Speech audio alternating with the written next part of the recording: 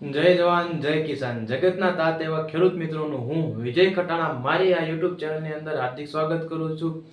આજે આપણે જમીનના જે 17 પ્રકારના પોષક તત્વો છે તેની ચેનલમાં આજે આપણો બીજો વિડિયો છે, એટલે કે ફોસ્ફરસ વિશે આપણે આજે વાત કરવાના છીએ.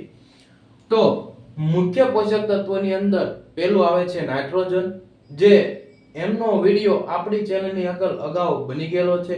અને આજે આપણે ફોસ્ફરસ તત્વ જે આવેલું છે તેના વિશે આપણે વિડિયો બનાવવાના છીએ.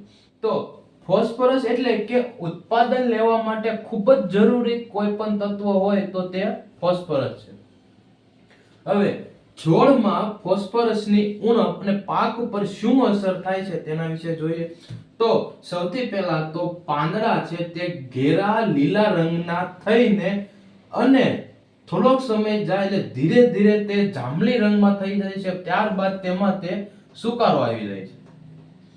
આ સૌથી વધારે અસર થતી હોય તો સૌથી પહેલા લીલા રંગના પાન થઈ જાય છે અને ધીમે ધીમે તે જાંબલી રંગના થઈને પછી સુકાઈ જાય છે. સૌથી વધારે આ જે પરિસ્થિતિ આવે છે તે જ પરિસ્થિતિમાં આપણને ખ્યાલ આવે છે કે ફોસ્ફરસની ઉણપ છે.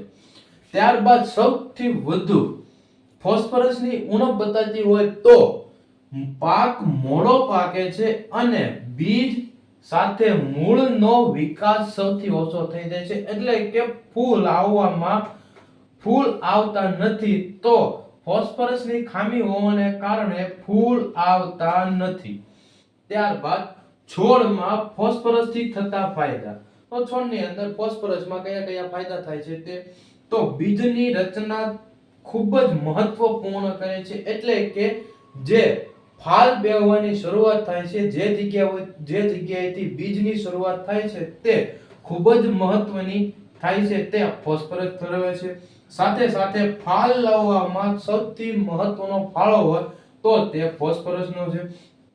છોડને ઊર્જા રાખે છે, છોડને ઊર્જા આપે છે, સાથે સાથે વૃદ્ધિ વિકાસમાં પણ થોડીક અસર કરાવે છે.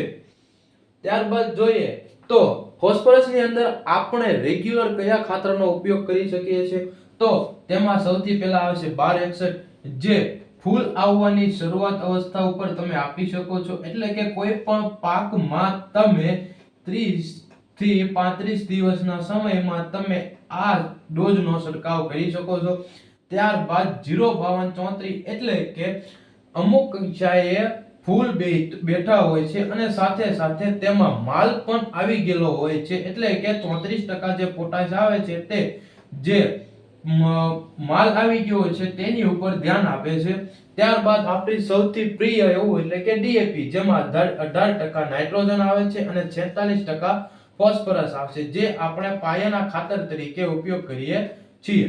હવે સૌથી મહત્વની વાત એ છે કે ફોસ્ફરસનો ટૂંકમાં સારાંશ લેવો હોય તો ફોસ્ફરસનો ટૂંકમાં સારાંશ લઈએ તો ફોસ્ફરસ એટલે કે મજબૂત મૂળ, એની સાથે સૌથી વધારે ફૂલ આવે છે અને સરેરાશ આપણા ઉત્પાદનમાં વધારો કરે છે.